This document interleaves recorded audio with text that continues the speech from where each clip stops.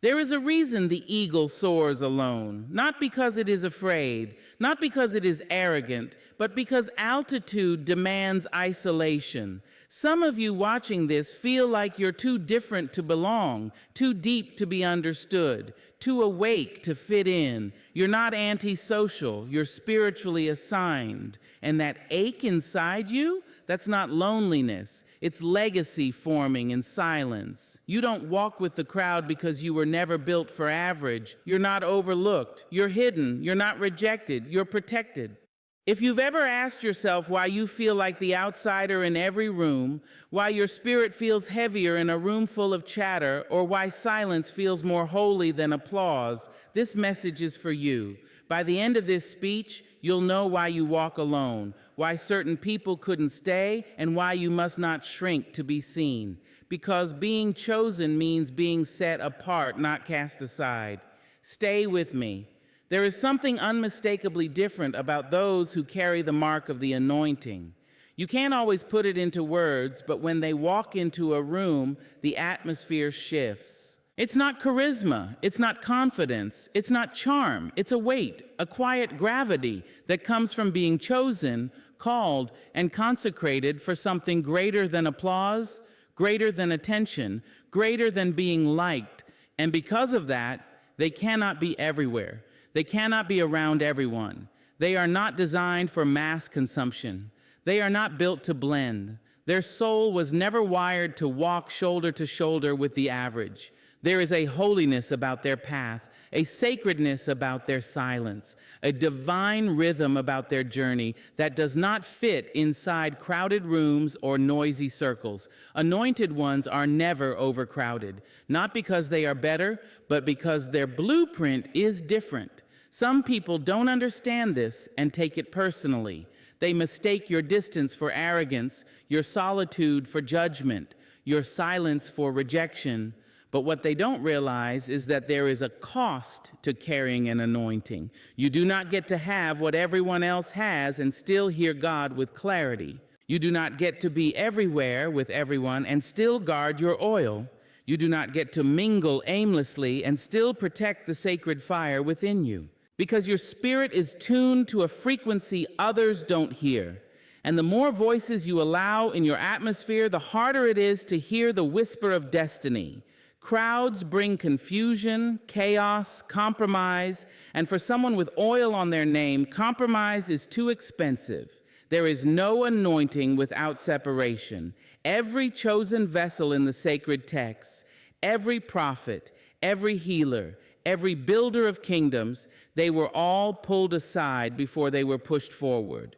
Before the anointing is revealed publicly, it must be protected privately. This is why you felt that sting of disconnection, that unexplained drifting from friends you once loved deeply, that spiritual ache when you're in rooms that feel full of people but empty of purpose, that tiredness that comes not from physical exhaustion, but from the emotional labor of pretending to fit in places that are not aligned with your calling. That ache is not accidental.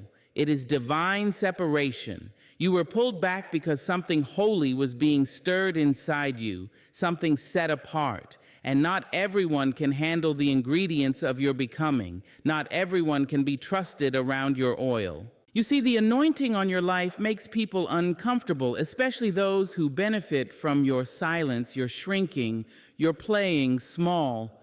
But you are not here to make everyone comfortable. You are here to move in purpose. And purpose does not always come with company. Sometimes it comes with long nights, silent prayers, unanswered questions, and the kind of solitude that humbles you to your bones. That is the breaking that bursts the oil.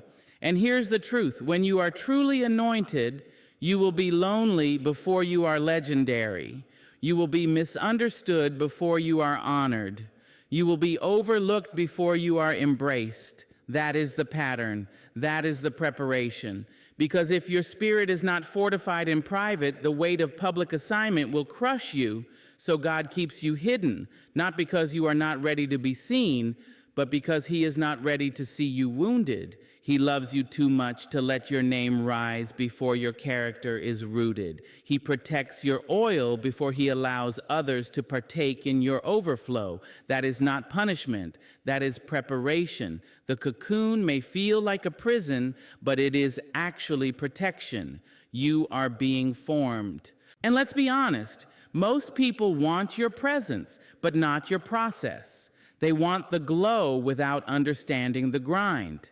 They want the overflow without respecting the oil. They love the fruit, but they could never endure the pressing. And so the anointed ones must be careful. They cannot afford to let just anyone handle their sacred. They cannot afford to expose their process to public opinion. Because when God anoints you, your life becomes consecrated. Everything you do carries spiritual weight. Even your silence speaks. Even your presence convicts. That is why your circle must be intentional, small, sanctified. Not because you are better, but because what you carry is bigger. You are not for the masses, you are for the moment. And when that moment comes, your voice will echo through generations. But until then, you must remain hidden, cultivated, kept. There is glory in the shadows. There is strength in the silence. There is growth in the garden of obscurity. So don't fight the isolation. Don't mourn the friendships that faded. Don't chase the rooms that no longer fit. You were never called to fit. You were called to transform. And transformation doesn't happen in crowds. It happens in caves, in quiet spaces where your soul meets the sacred, where your ego dies and your essence rises. Let them go. Let the crowd keep dancing to the noise. You have a different song in your spirit, a sound that can only be released through obedience, a melody that requires stillness to mature. This is not a season for popularity. This is a season for pruning, for preparing, for protecting the anointing that's been placed on your life since before your birth. So yes, the anointed are never overcrowded, because crowds are often carriers of distraction, and distraction is the enemy of destiny. You were not designed to be everywhere. You were designed to be effective, and effectiveness often comes with isolation. Ask any prophet, any healer, any voice of truth. Their life was never crowded. It was consecrated, and so is yours. Stay the course. Protect your oil, honor your solitude, and never forget the weight of what you carry is the reason for your separation. You were not rejected, you were reserved, you were not abandoned, you were appointed. You were not forgotten, you were foretold. The anointing costs too much to be handled by many, and so the chosen must walk light, because what they carry is heavy. There are truths that the ears may never hear, but the soul always knows. There are secrets that lips never speak, yet the spirit feels them before words can shape. When you are chosen, when the divine has kissed your brow and entrusted you with a calling, your sensitivity is not weakness, it is your compass. It is how you navigate through a world too busy pretending to be seen while refusing to feel. The chosen do not need to hear a person speak to know what they carry. They do not need proof. They do not need evidence. They sense, they feel, they absorb the vibration of a room before they even sit down, and they know, before a sentence is spoken, who came in truth and who came masked in intention.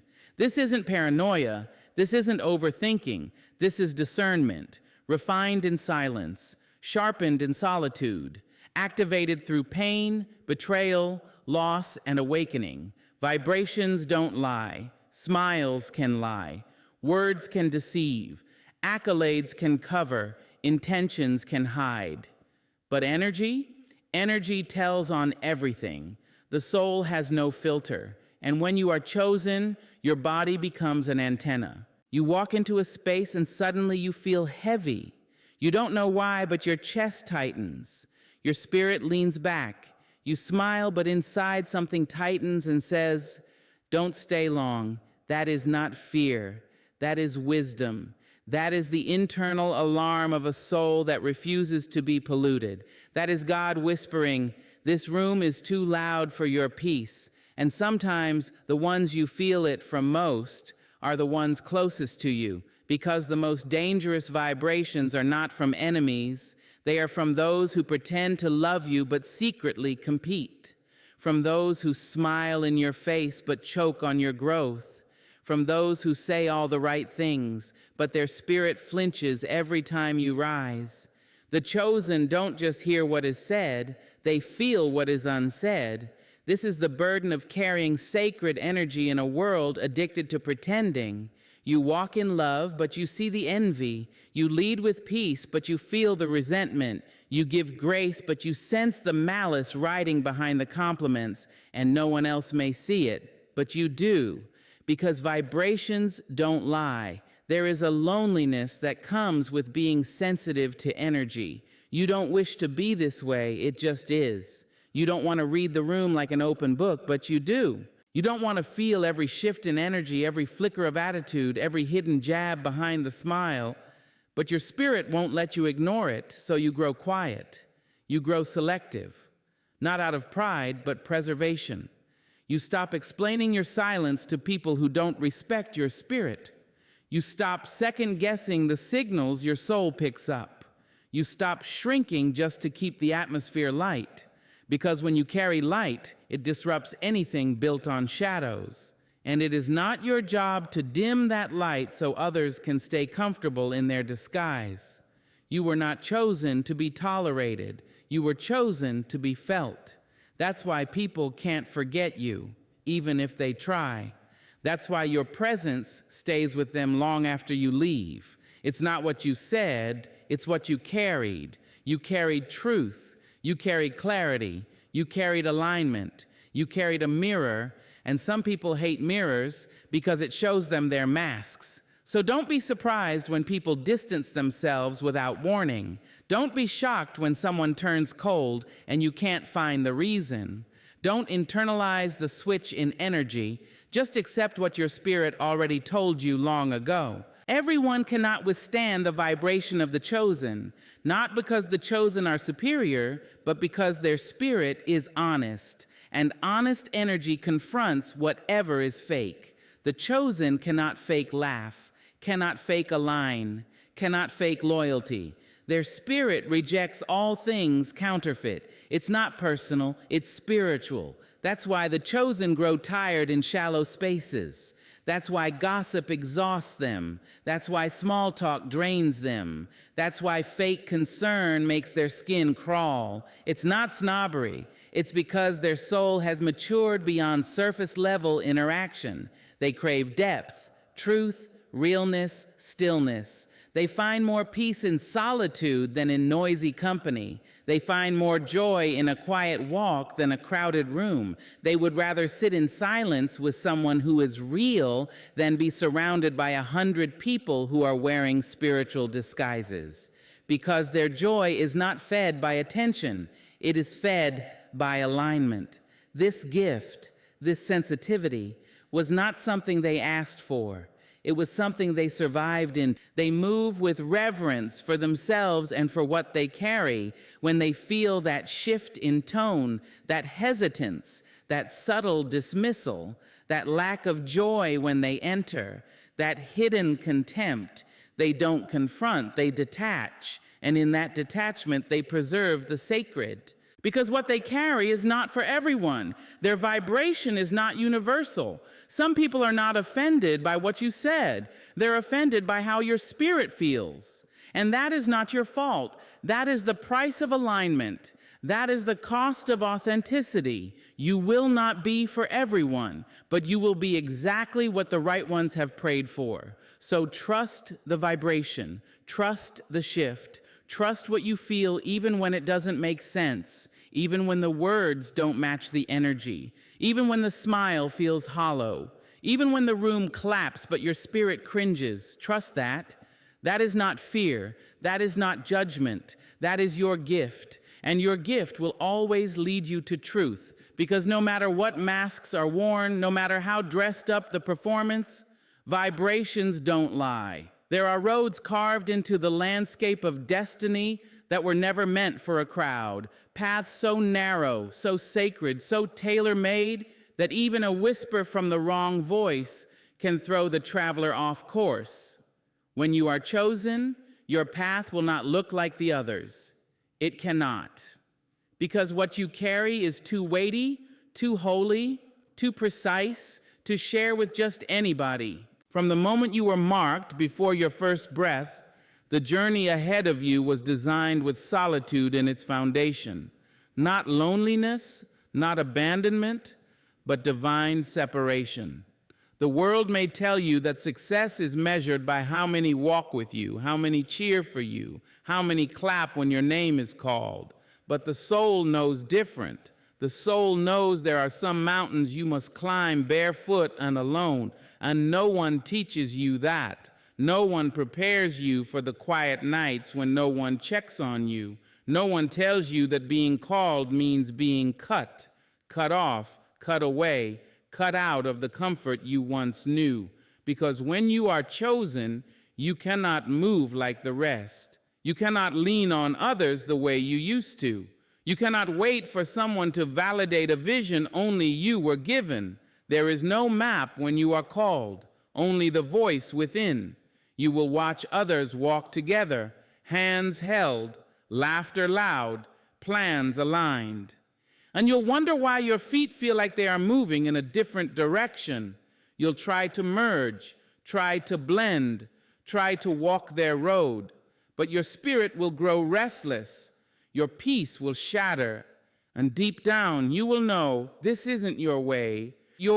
Because your road is not wide. It is not paved. It is not glamorous. It is a wilderness path, one that breaks you before it builds you, and only those who are spiritually equipped can survive it. You cannot bring unaligned hands into covenant spaces. You cannot share sacred air with casual spirits. What is on your life is rare, and rare assignments require rare environments. So you walk, sometimes with tears, sometimes with trembling, sometimes with the weight of questions too heavy for the day. But you walk, not because it's easy, but because your soul knows staying still would be disobedience. You walk even when your heart is heavy. You walk even when your strength is thin. You walk not because you see the finish line, but because you trust the one who lit your path. And as you walk, you will lose things. People, comfort, familiarity. You'll try to hold on, try to explain your growth, try to soften your separation. But the road doesn't bend for nostalgia. The calling doesn't accommodate convenience. There comes a moment when you must choose between their approval and your assignment, between being liked and being aligned. And alignment always walks alone, at least for a season. But don't be fooled. There is glory in walking alone. There is revelation in the quiet. There is a clarity that only comes when there is no one else's shadow walking beside you. In the silence, you learn the sound of your own spirit. You hear the voice of God clearer. You begin to understand what it means to be sustained, not by applause, but by purpose. Because when you are chosen, the road becomes a mirror. It shows you yourself, not the version others see, but the raw, unfiltered, sacred self, the self who doubts, who hopes, who wrestles with faith, who questions the silence, who keeps moving anyway. You learn your rhythms, you discover your capacity, you realize that you are not fragile, you are being forged. There's something holy about walking alone, not because you prefer it, but because you have been appointed for it. You begin to see that the isolation wasn't rejection, it was insulation. It was the divine wrapping you in silence so that you wouldn't be contaminated by voices not assigned to your destiny. You were being set apart, not pushed aside. And yes, there are days when the silence feels too loud, when the path feels too long, when you wish for company, for conversation, for someone to just understand. But even in that longing, you are being purified. You are being taught the sacred art of leaning not on people, but on presence. Because the truth is, when you're chosen, even well-meaning people can become distractions. Even kind hearts can unknowingly delay you. Sometimes the journey requires a solitude so deep, even love must wait outside the gate. Not because you don't love them, but because this part of your walk is not for spectators. It is between you and the Spirit that called you. That's why doors close. That's why the phone stops ringing. That's why the ones you thought would walk forever beside you slowly fade into memory. They weren't meant to go where you're going, and your heart, though bruised, must accept it. Some bonds were only bridges. Some connections were only lessons. Some hands were only meant to hold you for a chapter, not the whole book, and still you walk. You walk because the road may be narrow, but it is necessary. You walk because what's ahead cannot be delayed. You walk because you know now this is not punishment, this is preparation. You're being conditioned for a weight others will never have to carry. You're being taught how to walk without needing to be carried. You're being made into a storm walker, a light bearer, a soul who doesn't flinch when the winds rise. Because this path, though lonely, is building something in you that cannot be shaken. Others may inherit success, but you will inherit strength. And there will come a day when you look back and realize you never really walked alone. There was always something walking with you, within you, guiding you, holding you upright when your knees buckled, lifting your face when the tears blurred your way.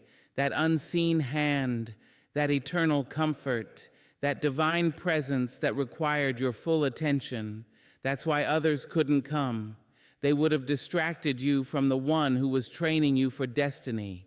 This is why the chosen walk path's only wide enough for one. Because the sacred journey demands your full presence. Because there is something ahead with your name on it. And if anyone else tried to walk it with you, they'd step on what only you are meant to carry. So let them question, let them misunderstand. Let them call it isolation, arrogance, or strange. Let them watch from their wide roads. You are not called to explain your walk. You are called to finish it. And when you do, when you reach the clearing after the wilderness, when the dust settles and your strength shines through the bruises, those who watched from afar will wonder how you made it, and you'll know. You made it because you walked roads meant only for one set of footprints. And you never stopped walking. There are places only silence can take you, depths of the soul that no conversation can reach, truths that will never surface in the noise of the crowd, but rise like incense in the quiet of being alone. And if you've ever found yourself in the thick of that silence, aching, wondering, asking why the room grew empty when your heart grew full, you're not cursed. You're not forgotten. You're being taught. Loneliness isn't a punishment. It's a curriculum, and the classroom has no windows, no applause, no affirming nods. It has only you, your breath, your questions, and the unseen hand of something holy pressing gently on your shoulder, saying, "Sit down. We have work to do." Because chosen ones don't just wake up wise. They don't just become grounded. They don't simply awaken. No, they are broken first, stripped, emptied, and placed in a silence that teaches them what no mentor ever could. That silence, that space of separation and self-discovery, that's where the roots grow. People think loneliness is the enemy, but for the chosen, it's the invitation. It's the divine saying, "Come away from their voices so you can finally hear mine." Come away from the noise, the opinions, the distractions, the dependence. Come away from needing to be understood and into the sanctuary of simply being. Come away. The world has taught us to fear being alone, as if it is the evidence of failure, as if solitude is a sign that something is wrong. But the sacred knows better. The sacred knows that before elevation comes isolation, before clarity comes the void, before birthing comes the pain of carrying something no one else can feel, and yes, it hurts. Yes, there are nights when the silence is so thick it feels like it's pressing down on your chest. Mornings when you reach for a hand that isn't there. Moments when you long to be seen, not by a crowd, but by just one soul who gets it. But still, no one comes. And that's when the teaching begins, because in that hunger to be known, you are taught how to know yourself. In that ache for connection, you are taught how to commune with your Creator. In that space of no one, you meet the only one who has never left you.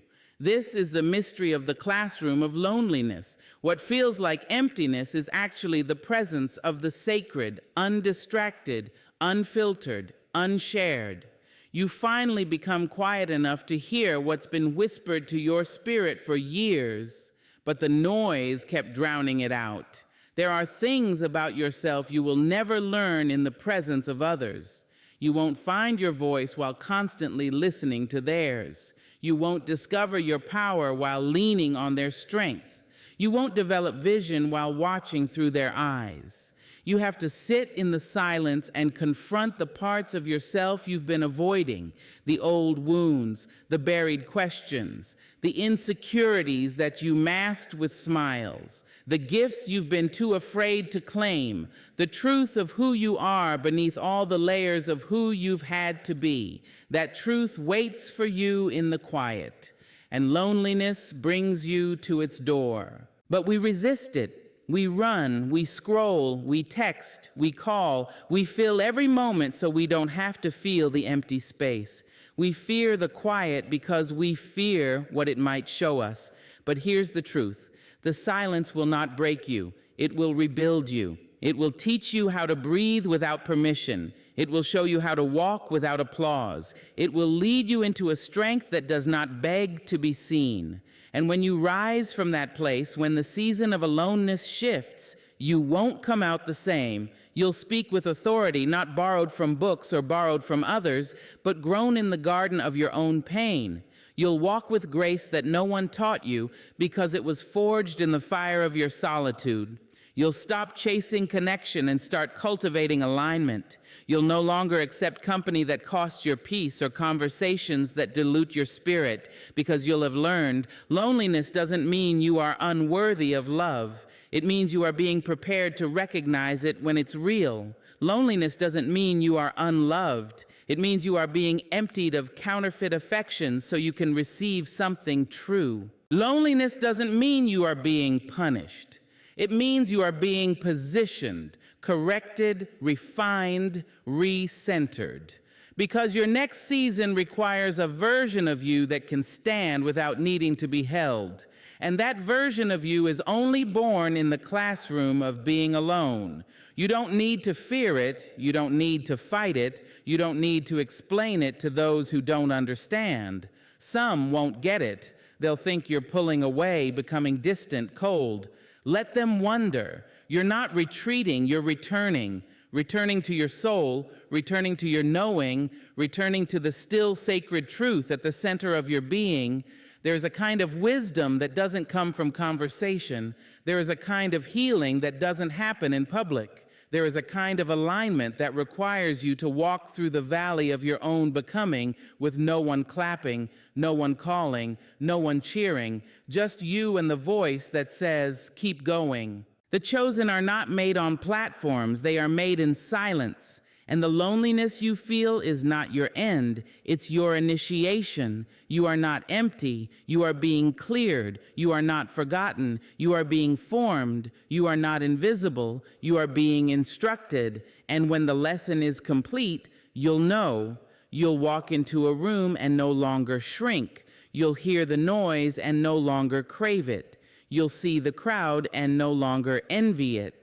Because you'll have learned deep in your bones that your soul can feast in silence, that your spirit can sing even when no one is listening, that your joy is not dependent on proximity, but on peace, that your worth is not reflected in company, but in your calling. This is the gift the classroom gives you. It's quiet, it's lonely, but it is never without purpose. And when you graduate from that sacred space, you'll walk differently. Not because others changed, but because you did.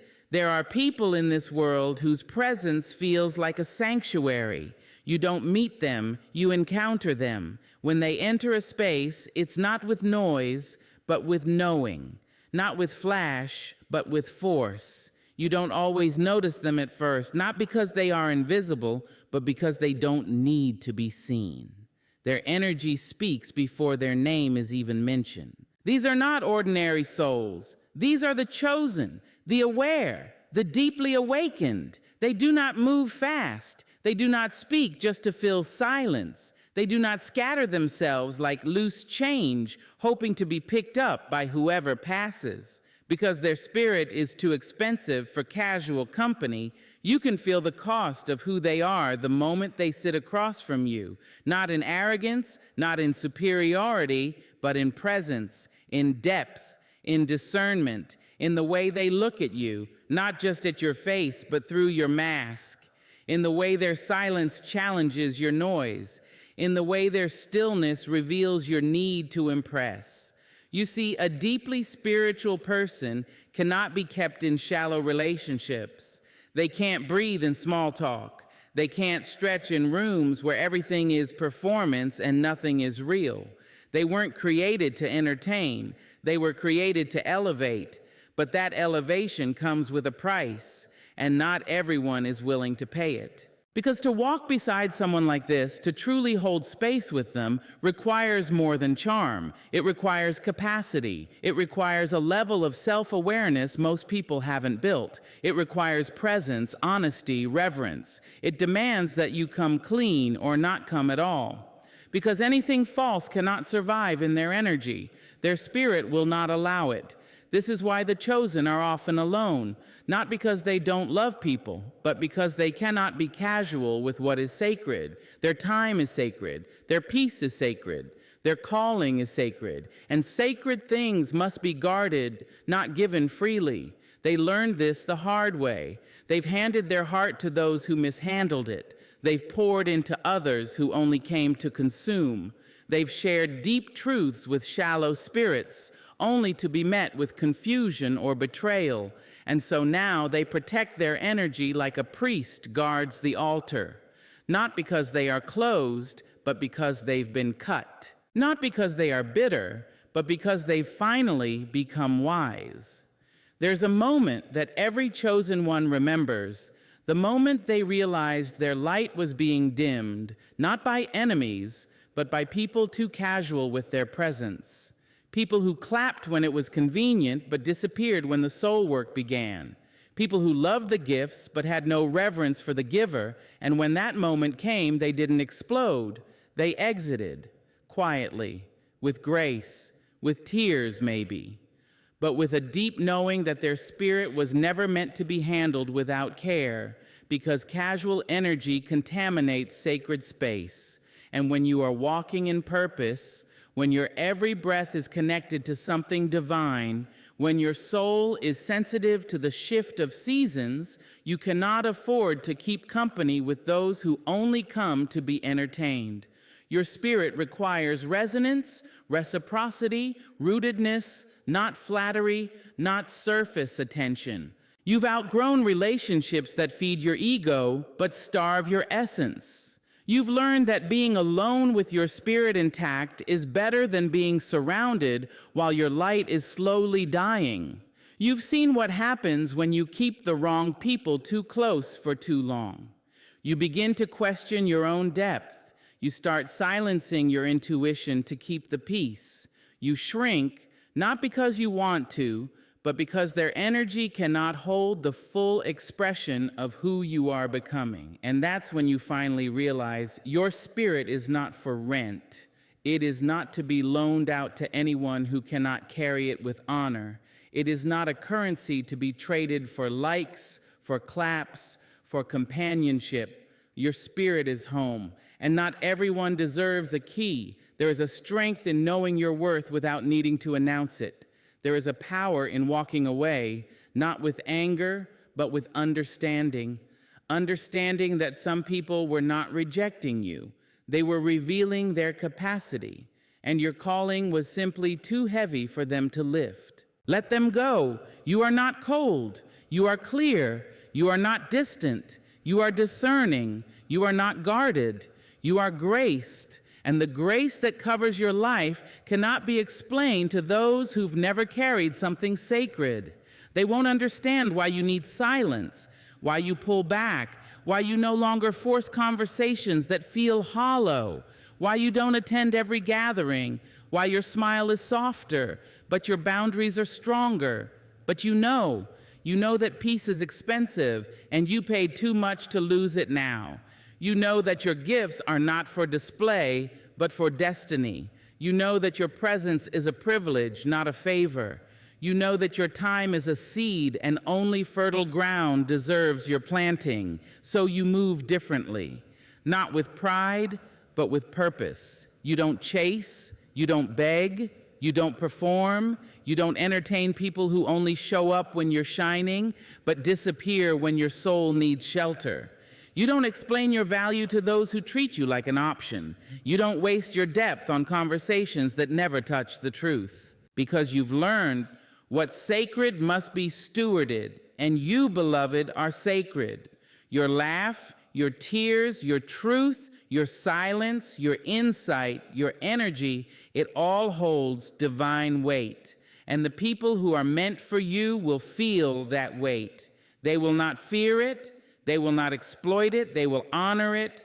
They will match it. They will rise to meet it. You will never have to convince aligned souls to cherish what you carry. So rest. Rest in the knowing that your sensitivity is not a flaw, it is a filter. It filters out the ones who want your light but cannot handle your fire. It filters out the ones who come with empty hands and entitled hearts.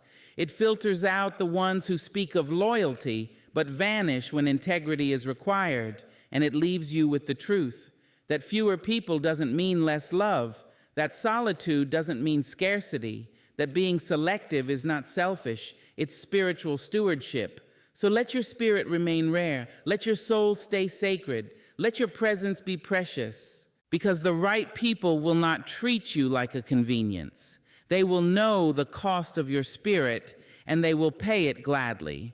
There are people who walk through life as if they are carrying something invisible but weighty.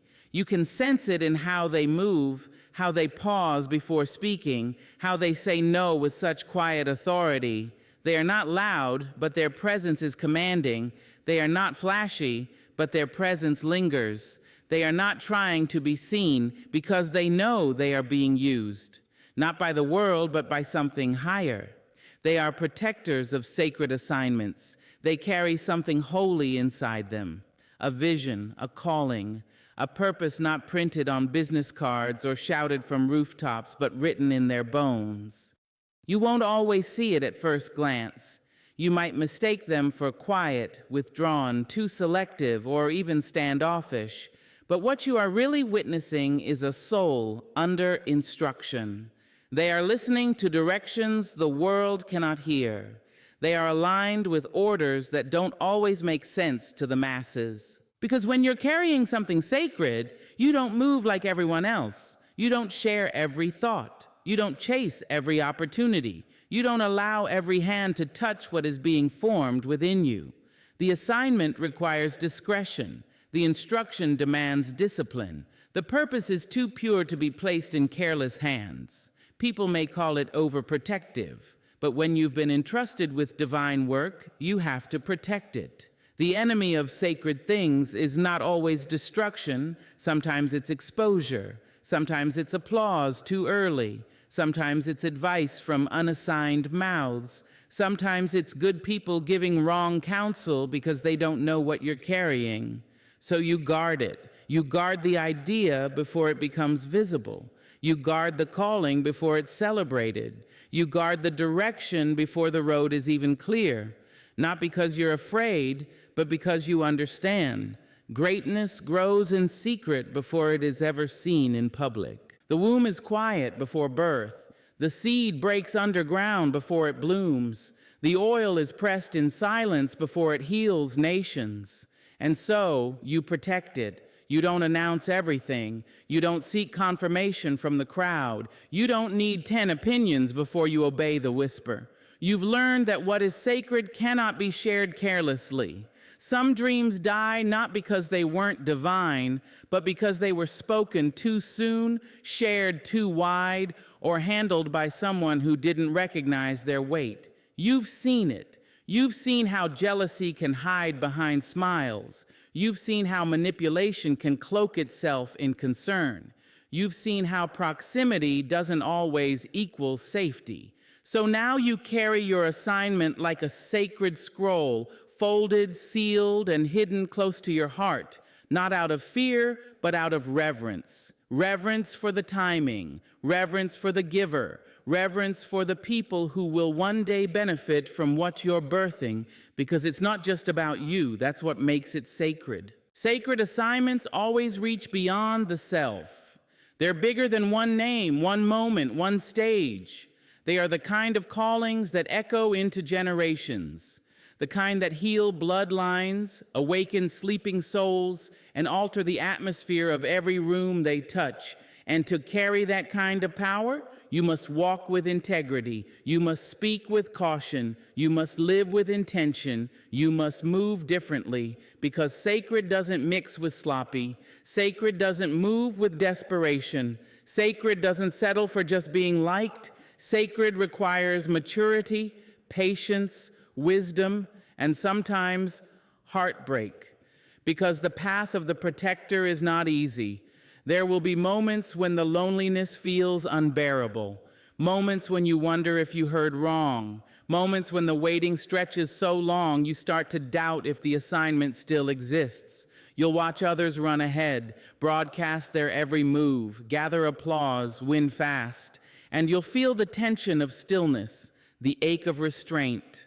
But that restraint, that quiet obedience, that invisible labor, it's preserving your oil, it's shaping your voice, it's strengthening your foundation, because when the time comes, when the moment is right and the world is ready, what you carry will not come as a whisper, it will come as a shift. And everyone who once overlooked you will see why you had to be so careful, so quiet, so withdrawn, so protective. They'll see why you didn't go to every event, why you didn't jump at every opportunity, why you left some circles and outgrew certain conversations. They'll understand you weren't hiding, you were honoring. You were honoring the weight of what was placed inside you.